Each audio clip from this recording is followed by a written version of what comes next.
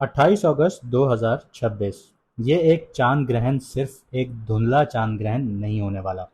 इस बार आसमान में एक ऐसी प्लानिटरी पोजीशन भी बन रही है जहां एक तरफ आवाम है और दूसरी तरफ अथॉरिटी। एक तरफ कलेक्टिव पावर होगी और दूसरी तरफ इंडिविजुअल पावर होगी। और बीच में वो सवाल खड़ा है जो अगले चंद महीनों में बहुत से मुल्कों, इंस्टीट्यूशंस और लोगों की डायरेक्शन को बदल सकता है। आखिर ताकत जा किस तरफ रही है? आगे वीडियो में बढ़ने से पहले मैं आपको इतना बता दूं कि ये वीडियो चांद ग्रहण पर है और इसका असर अगले 6 महीने तक होगा, 28 अगस्त से ऑनवर्ड्स। और चांद ग्रहण किसी भी पॉइंट को ट्रिगर करने के लिए आता है, यानी आपकी ज़िंदगी के किसी भी, आप ये कह लीजिए, एरिया को ट्रिगर करने आता है जिस वक्त प्लानिटरी पोजीशन वहाँ पे बैठी होती है। तो अगर आप लोग स्किप करके देखना चाहते हैं तो आप डायरेक्टली अपने ज़ोडिएक पर जाकर वीडियो देख सकते हैं।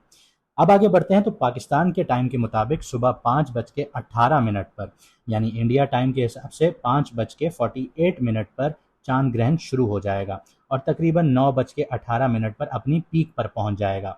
और चांद ग्रहण इस वक्त लग रहा है एक्वेरियस मून साइन में, जहां पे मून 8 डिग्री पर होगा और मूव करते करते 10 डिग्री तक पहुंचेगा।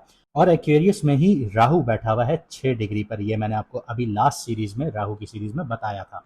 इसके बिल्कुल ऑपोजिट, यानी हम सेवंथ एस्पेक्ट से देखें तो सन जो है बिल्कुल ऑपोजिट 10 डिग्री पर लियो में बैठा हुआ है और उसके साथ केतु 6 डिग्री पर बैठा है। लेकिन यहाँ पे एक इंटरेस्टिंग चीज़ ये है कि मरकरी भी इस चांद ग्रहण का हिस्सा है और मरकरी लियो में ही सन के साथ 10 डिग्री से लेके 11 डिग्री तक यहाँ पे ट्रैवल करेगा। यानी कि ये कोई लूज प्लानिटरी अरेंजमेंट नहीं होगी। राहु, मून, सन, केतु के दरमियान एक बहुत पावरफुल इक्लिप्स होगा, टाइट इक्लिप्स होगा और मरकरी भी इस कॉन्फ़िगरेशन के अंदर मौजूद होगा। अब अगर आप लोग हमारे पुराने व्यूअर्स हैं तो 26 फरवरी 2026 की वीडियो आप उठा के देखें चांद ग्रहण की। उसमें मैंने कुछ प्रेडिक्शंस की थी और वो प्रेडिक्शंस बिल्कुल एक्यूरेट गई थी, क्योंकि उसके 2 दिन बाद ही आपको सारी चीज़ें होती हुई नज़र आईं। तो अब असल कहानी यहाँ पे इस चांद ग्रहण पर यह शुरू होती है कि एक्वेरियस जो है वो एक कलेक्टिव सिस्टम है, टेक्नोलॉजी है, नेटवर्क है, मासेस हैं, सोशल मूवमेंट है और फ्यूचर ओरिएंटेड थिंकिंग से जुड़ा होता है। आप जितने भी एक नई डेवलपमेंट देखेंगे, इजादात देखेंगे, वो एक्वेरियस से ज़्यादा जुड़ी होती हैं। लियो जो है वो इंडिविजुअल अथॉरिटी है, लीडरशिप है, गवर्नमेंट है, रिकग्निशन है और सेंट्रलाइज्ड पावर को रिप्रेजेंट करता है। इसीलिए ये जो ग्रहण है सिर्फ इमोशनल टर्बुलेंस की बात नहीं करता। मुंडेन एस्ट्रोलॉजी के लेवल पर अगर हम बात करें तो ये पब्लिक सेंटिमेंट्स और एस्टैब्लिश्ड अथॉरिटी के दरमियान टेंशन क्रिएट करता है, टेक्नोलॉजी और गवर्नेंस के बीच में फ्रिक्शंस पैदा करता है और इन्फॉर्मेशन के जरिए पावर एक्सरसाइज करने की कहानी भी बताता है।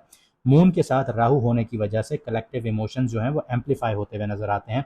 जो इशू नॉर्मल सर्कमस्टांसेस में एक सिर्फ न्यूज़ आइटम होता है, वो पब्लिक रिएक्शन का सबब बन सकता है। सोशल मीडिया हो गया, डिजिटल कम्युनिटीज़ हो गई, मास कम्युनिकेशन हो गई, किसी भी नैरेटिव को बहुत तेज़ी से ऊपर लेके जाया जा सकता है। और अब सामने लियो है और सन के साथ केतु बैठा है, तो यहाँ पे establish leadership, authority, institutional confidence को भी क्वेश्चनिंग होना शुरू हो जाएगी। डिटैचमेंट या इंटरनल रीस्ट्रक्चरिंग का फेज आ जाएगा। यहाँ पर आप लोग देखेंगे चीज़ें कोलैप्स भी होंगी। मरकरी अगर हम देखें यहाँ पे तो सन के बिल्कुल करीब है, इसलिए इंफॉर्मेशन जो है वो खुद एक मेजर बैटलफील्ड बन जाएगी। पॉलिटिकल स्टेटमेंट्स हों, डिप्लोमेटिक मैसेजिंग हो, मीडिया नैरेटिव्स हों, लीक्स हों, डेटा हो, साइबर सिक्योरिटी हो, एआई हो, डिजिटल रेगुलेशंस हों और इंफॉर्मेशन कंट्रोल जैसे टॉपिक्स जो हैं वो बहुत ज़्यादा सेंसिटिव हो जाएंगे इस टाइम पीरियड में, अगले 6 महीनों में। इस पीरियड में सिर्फ ये मैटर नहीं करेगा कि क्या हुआ, ये भी मैटर करेगा कि किसने क्या कहा, किसने क्या छुपाया और किस नैरेटिव को दुनिया ने एक्सेप्ट किया। लेकिन इस ग्रहण की एक सबसे गहरी लेयर अभी भी बाकी है। एक्वेरियस का जो मालिक है वो सैटर्न है और सैटर्न इस वक्त पाइसेस में रेट्रोग्रेड है। इसका मतलब है कि कलेक्टिव चेंजेस के नीचे पुराने जो स्ट्रक्चर्स हैं उनका रिव्यू चल रहा है और अगर वो स्ट्रक्चर्स झूठ की बुनियाद पर खड़े हैं तो वो अब टूट जाएंगे। और अगर इसको मैं सादा लफ्ज़ों में बयान करूं तो कई गवर्नमेंट्स गिर जाएंगी, उनकी पॉलिसीज़ फेल हो जाएंगी और इसका प्रेशर, पब्लिक रिस्पांस बहुत गंदा देखने को मिलेगा। और इनके ऊपर ऑलरेडी जैसे सैटर्न रेट्रोग्रेड हुआ है तो आप ये समझ लीजिए प्रेशर और ज़्यादा डेवलप हो चुका है। और एग्जॉल्टेड जुपिटर जो कैंसर में बैठा है और सैटर्न को 9th एस्पेक्ट से देख रहा है, ये मैं आपको पिछली 2-3 सीरीज से बताते आ रहा हूँ। तो इसलिए जो कुछ रिव्यू होगा वो सिर्फ ब्रेकडाउन की तरफ नहीं जाएगा, इसमें करेक्शंस भी आएंगी, रीस्ट्रक्चरिंग होगी, नई डायरेक्शंस को और पोटेंशियल्स भी यहाँ पे मौजूद होंगे। इसलिए इस चांद ग्रहण में सिर्फ नेगेटिव मैं इसको नहीं कहूँगा, यहाँ पे सिस्टम कोलैप्स होगा, टूटेगा, ख़त्म होगा, नया सिस्टम बनेगा। और सिर्फ पॉजिटिव भी नहीं कहूँगा कि ये ज़्यादा ठीक नहीं होगा, क्योंकि हाई प्रेशर ट्रांजिशन पॉइंट है यहाँ पे। कुछ जगह पुराने जो एग्रीमेंट्स हैं वो टूटेंगे, कुछ जगह अथॉरिटी चैलेंजेस होंगी, कुछ जगह पब्लिक प्रेशर बढ़ेगा, कुछ जगह ऐसे प्रेशर की वजह से रिफॉर्म्स आएंगे, नया स्ट्रक्चर पैदा हो जाएगा। और एक बहुत इंपॉर्टेंट बात यह है कि इस ग्रहण की जो कहानी है कि सिर्फ 28 अगस्त तक की रात तक नहीं होगी, ये आगे पूरी थीम कंटिन्यू होगी 6 महीने तक, जो हम एक सिंगल इवेंट समझ रहे होते हैं, इसलिए ये सिंगल इवेंट नहीं है। इसलिए हम इस रीडिंग में देखेंगे कि अगले जो 6 महीने होंगे रफली, इसमें एक्वेरियस और लियो का जो एक्सेस है, ये आपके जो करियर है, अथॉरिटी है, पब्लिक इमेज है, टेक्नोलॉजी है, रिलेशनशिप्स हैं, फाइनेंसेस हैं, कलेक्टिव मूवमेंट्स को कैसे एक्टिवेट करता है। सब साइंस पर इसका इफेक्ट जो है, इम्पैक्ट जो है, वो एक जैसा नहीं होगा। टॉरस के लिए ये सीधा 10th और 4th हाउस का एक्सेस एक्टिवेट करेगा, करियर और घर के दरमियान एक नया चैप्टर। इसके अलावा एक्वेरियस के लिए 1st और 7th हाउस का चैप्टर एक्टिवेट करेगा। सैटर्न इनके 1st हाउस का लॉर्ड है। तो इस तरह हम देखेंगे कि ये आपके किन किन घरों को एक्टिवेट करेगा, कौन साढ़े साथी में, कौन ढैया पर है, किसके लिए बहुत मुश्किलात आ सकती हैं। तो यहाँ पर ये सारी चीज़ें देखेंगे। यानी हर मून साइन की कहानी अलग होगी, कहीं करियर बदलेगा, कहीं रिलेशनशिप्स बदलेंगे, कहीं फाइनेंशियल स्ट्रक्चर्स होंगे, रीस्ट्रक्चरिंग होगी, सॉरी, कहीं पब्लिक आइडेंटिटी देखने को मिलेगी, कहीं इंसान को पहले अपनी पुरानी सोच को छोड़ना पड़ेगा, फिर नई डायरेक्शंस नज़र आएंगी। तो इस वीडियो में हम किसी भी मून साइन को सिर्फ जेनेरिक हॉरोस्कोप के तौर पर नहीं देखेंगे, हम देखेंगे कि मून किस हाउस में ग्रहण लगा रहा है, राहु क्या डिज़ायर कर रहा है, किस तरफ एम्पलीफाई कर रहा है, सन केतु की जो ऑपोजिशन है किस तरफ लेकर जा रही है, डिटैचमेंट किस तरफ हो रही है, रीडिफाइन किस तरफ कर रहा है, मरकरी किस तरह डिसीजन और इन्फॉर्मेशन को एक्टिवेट कर रहा है, रेट्रोग्रेड सैटर्न और एक्सॉल्टेड जुपिटर जो है उसकी पूरी स्टोरी किस डायरेक्शन में लेकर जा रही है। और इसके अलावा अगर आपको आपका मून साइन नहीं पता तो कमेंट सेक्शन में अपनी ओरिजिनल डेट ऑफ बर्थ लिखिए, आपको आपका मून साइन बता दिया जाएगा। और अगर आप लोग अपनी पर्सनल लाइफ, करियर डायरेक्शंस की, बिजनेस की, रिलेशनशिप्स की, फाइनेंस की या फ्यूचर के किसी स्पेसिफिक मसले को कुंडली के मुताबिक समझना चाहते हैं तो स्क्रीन पर दिए गए व्हाट्सएप पर मैसेज करके आप लोग अपॉइंटमेंट बुक करवा सकते हैं। याद रखिए 50% ऑफ है अपॉइंटमेंट्स पर और लिमिटेड टाइम के लिए है। अब क्योंकि यहाँ पे सवाल पैदा हो जाता है कि इस इक्लिप्स में क्या होगा, इस ग्रहण में क्या होगा, असल सवाल ये नहीं है, असल सवाल ये है कि क्या बदलने जा रहा है, उसके बाद आपकी ज़िंदगी की डायरेक्शन किस जगह जाएगी। अब देखते हैं कि 28 अगस्त का जो चांद ग्रहण है आपके मून साइन के लिए क्या चैप्टर खोल रहा है।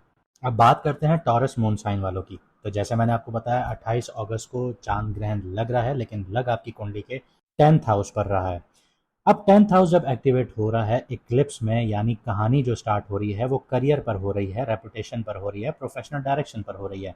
आपकी ज़िंदगी के अगले चंद महीने इस सवाल का जवाब मांग सकते हैं कि आप सिर्फ अपनी जॉब कर रहे हैं या आप वाकई अपना नाम भी बनाना चाहते हैं या फ्यूचर बना रहे हैं।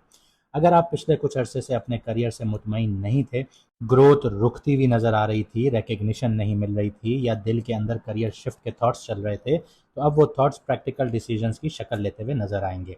इस इक्लिप्स का जो असर है वो सिर्फ जॉब चेंज तक महदूद नहीं होगा। कुछ टॉरस वालों को नए roles, promotions, management responsibilities, department change, company switch या पब्लिक विजिबिलिटी भी मिलती हुई नजर आती है। बिजनेस वालों के लिए ब्रांड पोजीशनिंग, मार्केट एक्सपेंशन या न्यू लीडरशिप जो स्ट्रक्चर है या किसी इंपॉर्टेंट क्लाइंट के साथ काम का तरीका बदलता हुआ नजर आता है। अगर आप पब्लिक फेसिंग प्रोफेशंस में हैं तो consultations, media, education, sales, content creation या मैनेजमेंट। तो अगले 6 महीने में आपकी प्रोफेशनल रेपुटेशन बहुत इंपॉर्टेंट करेंसी बनती हुई नजर आती है। लोग आपको सिर्फ आपके नाम से नहीं, आपके डिसीजन और अथॉरिटी हैंडल करने के तरीके से भी जज करना शुरू करेंगे। लेकिन 10th हाउस का इक्लिप्स एक और चीज़ भी सामने लेकर आता है। करियर और आपका जो पर्सनल लाइफ है वो एक दूसरे की कीमत पर नहीं चलते, यानी कि एक को कॉम्प्रोमाइज़ करना पड़ जाता है, या तो बैलेंस बनाना बहुत इंपॉर्टेंट हो जाता है। तो आपका ऑपोजिट जो 4th हाउस है वो भी एक्टिवेट हो रहा है, इसलिए जो प्रोफेशनल चेंजेस आप करेंगे उसका सीधा असर आपके घर, फैमिली, प्रॉपर्टी और इमोशनल पीस पर आता हुआ नज़र आता है। प्रमोशन मिलती है लेकिन सिटी चेंज करनी पड़ सकती है, बेहतर जॉब मिलती है लेकिन घर से दूर जाना पड़ सकता है, बिजनेस एक्सपेंड होता है लेकिन फैमिली को वक्त देना मुश्किल हो जाता है, या फिर घर की कोई रिस्पॉन्सिबिलिटीज़ आपको प्रोफेशनल प्लान दोबारा डिज़ाइन करने पर मजबूर कर देती है। यहाँ इक्लिप्स का सबसे मीनिंगफुल लेसन आ जाता है कि वर्क लाइफ बैलेंस होना चाहिए, वो सबसे ज़्यादा डीप है। सवाल ये नहीं है कि करियर और घर में किसको चूज़ करना है, सवाल ये है कि किस तरह का करियर आपको वो ज़िंदगी दे रहा है जो आप असल में जीना चाहते हैं। अगर आपने सालों तक सिर्फ स्टेटस और इनकम के लिए काम किया है तो अब इमोशनल कॉस्ट नज़र आना शुरू हो सकती है। और अगर आप कंफर्ट जोन की वजह से प्रोफेशनल ग्रोथ रोक रहे थे तो करियर आपसे अब ज़्यादा करेज मांगता हुआ नज़र आता है। सैटर्न आपकी कुंडली के 11th हाउस में रेट्रोग्रेड है और इक्लिप्स का असर उस पर एक और लेयर देता है, क्योंकि करियर में जो नया चैप्टर खुलेगा उसका connection income, professional networking, long term gains और फ्यूचर एम्बिशन से जुड़ जाता है। यानी प्रमोशन का मतलब सिर्फ टाइटल नहीं, उसका फाइनेंशियल आउटकम भी इंपॉर्टेंट हो जाता है।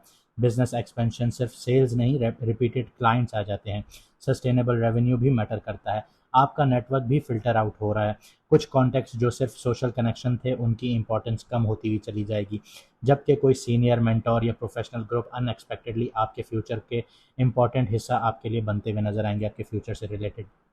अब सैटर्न रेट्रोग्रेड है, इसकी वजह से क्योंकि सैटर्न के घर में इक्लिप्स लग रहा है, तो पूरी कहानी जो है वो करियर स्टोरी दोबारा खोल देती है। तो ऐसी जॉब जो आपने कभी छोड़ी थी, कोई ओल्ड प्रोफेशनल कॉन्टैक्ट, कोई बिजनेस आइडिया रोक दिया था, या कोई पोजीशन जिसके लिए आप पहले रेडी नहीं थे, ये सब दोबारा रेलेवेंट होते हुए नज़र आते हैं। लेकिन फ़र्क ये होगा कि अब आप उस चीज़ को पुरानी नज़र से नहीं देखेंगे। आपके स्टैंडर्ड्स, स्किल्स और प्रायोरिटीज़ जो हैं वो बदल चुकी होंगी। फाइनेंशियली ये पीरियड काफ़ी इंपॉर्टेंट है, क्योंकि करियर और गेन्स डायरेक्टली कनेक्टेड हैं। आपकी अर्निंग पोटेंशियल जो है वो बढ़ जाएगी, लेकिन उसके साथ फाइनेंशियल कमिटमेंट्स भी बढ़ेंगे। अगर प्रमोशन के बाद लाइफस्टाइल फ़ौरन अपग्रेड कर लिया है, या बिजनेस एक्सपेंशन में हर अवेलेबल पैसा लगा दिया है, तो ग्रोथ का प्रेशर बनता हुआ नज़र आएगा। इसलिए अगले 6 महीनों में एक्स्ट्रा इनकम का सेंसिबल यूज़ कीजिएगा, सेविंग्स कीजिएगा, अपने कर्ज़ों को सही से मैनेज कीजिएगा, बिजनेस री इन्वेस्टमेंट सही से देखिएगा। लॉन्ग टर्म एसेट्स में आप लोगों ने करना है इन्वेस्टमेंट्स। अब यहाँ पे कुछ टॉरस वालों के जो पिछले 2023-24 बहुत ख़राब गुजरे, 25 में थोड़ा सा सांस मिला, 26 में थोड़ा सा सांस मिला, लेकिन हालात वैसे ही चल रहे थे। तो अब आप लोगों के पास पैसा तो आएगा, लेकिन आप लोगों को सोच समझ के कर्ज़े वापस करने हैं, वरना आपकी जो अब साख्त है वो ख़राब होना शुरू होगी, क्योंकि आपका 11th हाउस एक्टिव है, जो कि आपके दोस्तों और आपके नेटवर्क्स का है। बिजनेस ओनर्स के लिए एक ख़ास मैसेज है कि स्केल करना और एक्सपेंड करना एक ही चीज़ नहीं होती। रेवेन्यू बढ़ जाना सक्सेस का पहला स्टेप होता है। सिस्टम, टीम, आपके मार्जिन्स और कैश फ्लो को सस्टेनेबल बनाना असल चैलेंज होता है। तो इस इक्लिप्स के दौरान बड़ी अपॉर्चुनिटी आप लोगों को मिल सकती है, लेकिन हर अपॉर्चुनिटी को एक्सेप्ट करना ज़रूरी नहीं होगा आप लोगों के लिए। जो डील आपको सिर्फ इम्प्रेसिव लगती है, ज़रूरी नहीं कि वो प्रॉफिटेबल भी हो। हर चीज़ को एनालाइज प्रॉपर वे में कीजिएगा, क्योंकि इक्लिप्स का मतलब यही है कि आपको बादलों के आगे जाके देखना है। आपने रिसर्च करके आगे बढ़ना है, आपने राहु के धुएं से आगे निकल कर देखना है। अब रिलेशनशिप में भी करियर इफेक्ट क्लियर रहेगा यहाँ पे आप लोगों के लिए। पार्टनर आपकी प्रोफेशनल जो एम्बिशंस हैं उसको सपोर्ट करता तो है, लेकिन ये भी याद रखिएगा कि उनकी अपनी नीड्स भी होंगी। अगर आपका role, office location, travel schedule या वर्क आवर्स जो हैं वो चैलेंज होते हुए नज़र आते हैं, तो रिलेशनशिप को उस चेंज के साथ एडजस्ट आप लोगों को करना पड़ेगा। और अगर आप लोग ऑलरेडी मैरिड हैं, तो आप लोगों के लिए फ्यूचर प्लानिंग, आपके घर की परचेजेस देखने को मिल सकती हैं, रीलोकेशन हो सकता है, फैमिली रिस्पॉन्सिबिलिटीज़ पर सीरियस डिस्कशन होती हुई नज़र आती हैं, माँ की सेहत का ख्याल रखना है आप लोगों ने। इसके अलावा सिंगल नेटिव्स के लिए जो है प्रोफेशनल एनवायरनमेंट के थ्रू कोई मीनिंगफुल कनेक्शन डेवलप होता हुआ नज़र आता है, लेकिन इस दौरान करियर और अट्रैक्शन को कंफ्यूज करना अवॉइड कीजिएगा। प्रॉपर्टी के मामला पे बात करूं, क्योंकि थोड़ी सी अभी पहले की मैंने प्रॉपर्टी की बात, तो प्रॉपर्टी और घर के मैटर भी इग्नोर नहीं होंगे इस टाइम पीरियड में। कुछ लोग अपने घर से मूव कर सकते हैं, घर रेनोवेट कर सकते हैं, होम ऑफिस स्टैब्लिश कर सकते हैं, या प्रॉपर्टी पर सेल परचेज कर सकते हैं। इसमें सीरियस डिस्कशंस देखने को मिलती हैं, डिसीजंस देखने को मिलते हैं, लेकिन इमोशनल प्रेशर में भी प्रॉपर्टी डिसीजन लेना स्मार्ट नहीं होता। आप लोगों को क्लियर थिंकिंग करनी पड़ेगी। अगर करियर चेंज के साथ रीलोकेशन के थॉट्स हैं, तो सिर्फ सैलरी नहीं, living cost, family support, commute और अपना लॉन्ग टर्म स्टेबिलिटी भी कैलकुलेट कीजिएगा। टॉरस के लिए जो ये इक्लिप्स है, आप लोगों के लिए चांद ग्रहण एक और वजह से भी इम्पॉर्टेंट है कि आपकी प्रोफेशनल आइडेंटिटी और पर्सनल आइडेंटिटी के दरमियान एक डिस्टेंस काम कर रहा है। हो सकता है कि आपको रियलाइज़ हो कि जिस करियर को आप सेफ समझ रहे थे, वो अब आपको फुलफ़िल नहीं करता, या फिर आपको ये समझ आए कि आप कोई ग्लैमरस चेंज नहीं, बल्कि एक ऐसा स्टेबल प्रोफेशनल पाथ आप लोगों को चाहिए था जो घर और फ्यूचर दोनों को सपोर्ट करे। अगले रफली 6 महीने जो हैं, इनमें कुछ टॉरस वालों के लिए करियर में डिसीजन पॉइंट्स आ सकते हैं। ये ज़रूरी नहीं है कि हर किसी की जॉब चेंज हो, लेकिन प्रोफेशनल डायरेक्शन के हवाले से एम्बिग्विटी ज़्यादा यहाँ पे देर तक चलना मुश्किल हो सकती है। आपको चूज़ करना पड़ेगा कि करंट पाथ को इम्प्रूव करना है, लीडरशिप लेनी है, कंपनी चेंज करनी है, बिजनेस बिल्ड करना है, या करियर और प्रोफेशनल लाइफ के मॉडल भी दोबारा डिज़ाइन करने हैं। ये चीज़ें आपको खुद चूज़ करनी है, और अगर आपने इस टाइम पीरियड में नहीं की, तो फिर अगला साल भी आपने सिर्फ रो के ही गुजारना है। उम्मीद करता हूँ आपको वीडियो पसंद आई होगी। अगर ऐसा है तो वीडियो को लाइक ज़रूर कीजिएगा, शेयर कीजिएगा, कमेंट सेक्शन में अपनी राय ज़रूर दीजिएगा। मुझे दीजिए यहाँ से इजाज़त, मिलते हैं अगली वीडियो में सितारों के सफ़र पर।